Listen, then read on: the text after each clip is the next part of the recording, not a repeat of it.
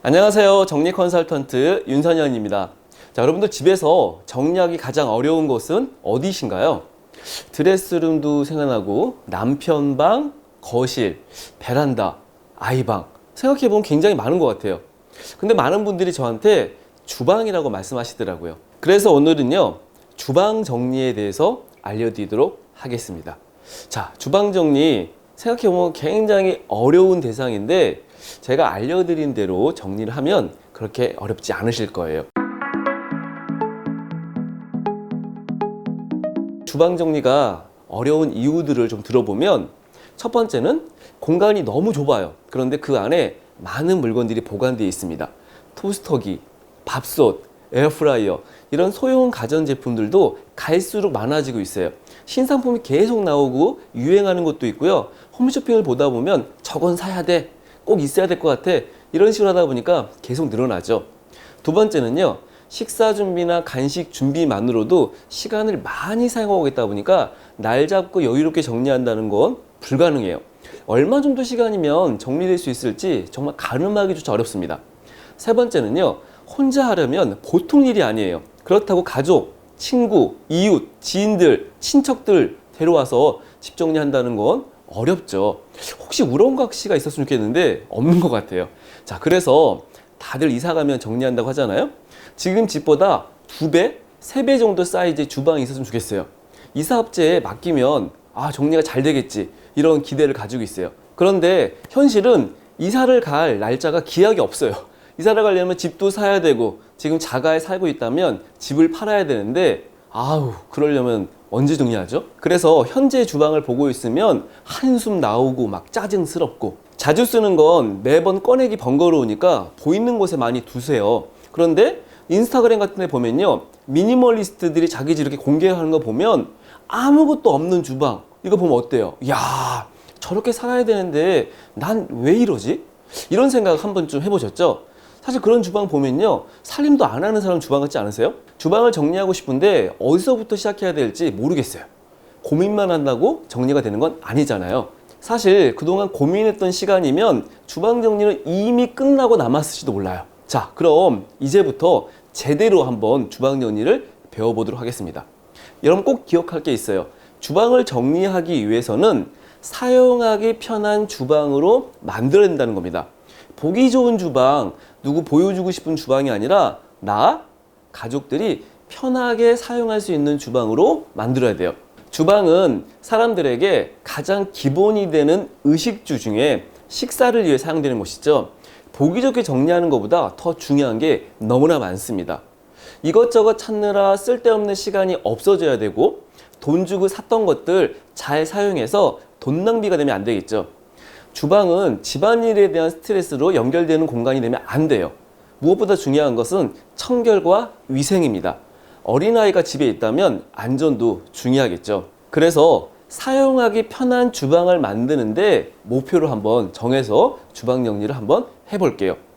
첫 번째 해야 될 것은 바로 주방 정리 상태를 점검하는 겁니다. 제가 10가지의 점검 사항에 대한 질문을 드릴 거거든요. 이것에 대해서 하나씩 생각하셔서 질문에 답변을 해주세요. 어떤 질문들 같은 경우에는 생각을 많이 해야 될 수도 있고, 태어나서 처음 받아보는 질문일 수 있습니다.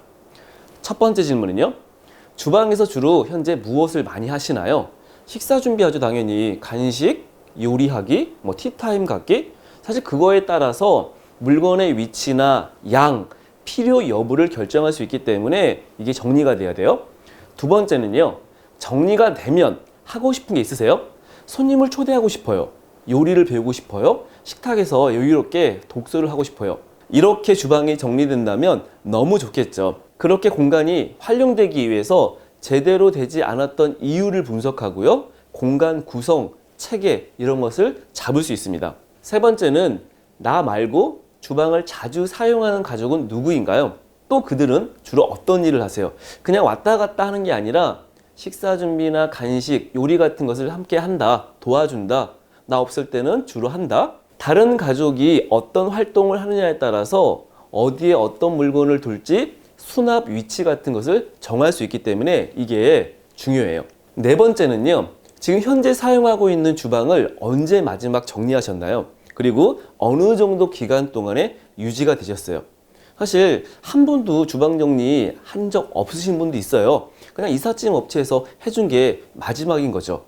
주방을 정리하고 나서 어느 정도 기간 동안에 유지가 됐나요? 뭐 다음날? 한 일주일 정도? 한 달은 유지됐다. 그 기간이 어느 정도인지 아는 것이 중요합니다. 다섯 번째는요. 주방 정리가 안 되었던 것은 주로 어떤 이유 때문이었나요? 가족들이 막 어지나요? 혹시 나의 무기력? 혹은 너무나 바빴기 때문에 어떻게 정리해야 되는지 몰라서 주로 어떤 요인이 영향을 미쳤는지 알아야 됩니다. 여섯 번째는요. 어떻게 정리되길 원하시나요? 인터넷에서 원하는 주방 사진 한번 찾아보세요. 깨끗한 주방을 원해요. 아무것도 없는 주방. 이런 추상적이거나 비현실적인 바램보다 구체적인 사진 한 장이 훨씬 도움이 됩니다. 일곱 번째는요. 하루 중에 언제 얼마나 정리를 하는데 시간을 쓸 수 있으세요? 하루에 한 15에서 30분 정도 시간을 낼 수 있으시나요? 한 주에 한 번이나 두 번 정도는 하셔야 될 수 있어요. 보통 혼자서 주방을 정리한다 그러면 최소 한 달, 많으면 몇 개월이 걸릴 수도 있습니다. 그래서 하루 만에 정리하고 싶어요. 그냥 며칠 만에 끝내고 싶어요. 이런 거보다는요. 일정 시간을 좀 잡으셔야 되는데 제가 추천드린 것은 한 달 이상 정도 시간이 걸릴 수 있다. 여덟 번째는 정리를 하고 나서 다시 원상태로 돌아가게 되는 가장 큰 원인은 무엇이라고 생각하시나요? 혹시 그것 때문에 걱정되는 게 있으세요? 원래 좀 살림을 좀 못하는 편이라서, 바빠서, 본인이 좀 게으른 편이라서, 뭘 많이 사와서, 나 외에 어지르는 가족 때문에 걱정되신다면 이것도 점검을 하셔야 됩니다. 이런 원인들이 정리 후에 요요가 찾아오지 않게도 할 수 있고요. 찾아와도 바로 그 원인을 제거할 수 있는 방안을 마련할 수 있기 때문에 그래요. 아홉 번째는 주방 정리를 마쳤을 때 자신에게 해주고 싶은 보상은 있으신가요? 칭찬해주기 같은 것보다 기분 좋은 설레이는 보상이면 좋겠어요. 근사한 곳에 가서 외식하고 싶어요. 주방 정리와 관계없는 물건 중에 내가 그동안 사고 싶었던 거 한 가지를 한번 사고 싶어요. 좋아하는 곳에서 티타임 같은 거 이런 건 식으로 보상을 만드는 것이 좋습니다. 마지막 열 번째는요. 현재 주방에서 버릴 수 있는 물건은 무엇인가요? 그리고 얼마 정도를 버리셔서 어느 정도의 공간을 만들기를 원하시나요?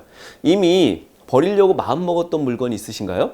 소형 가전제품처럼 부피가 큰 물건 같은 거 나가면 여유 공간이 확 드러나거든요. 정확하진 않겠지만 몇 칸, 어느 정도의 공간을 원하는지 한번 고민해 보세요.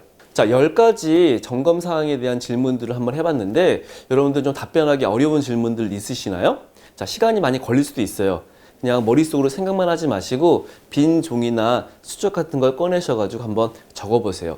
이 10가지 점검 사항이 정리가 돼야지 본격적인 주방 정리를 시작할 수 있습니다. 감사합니다.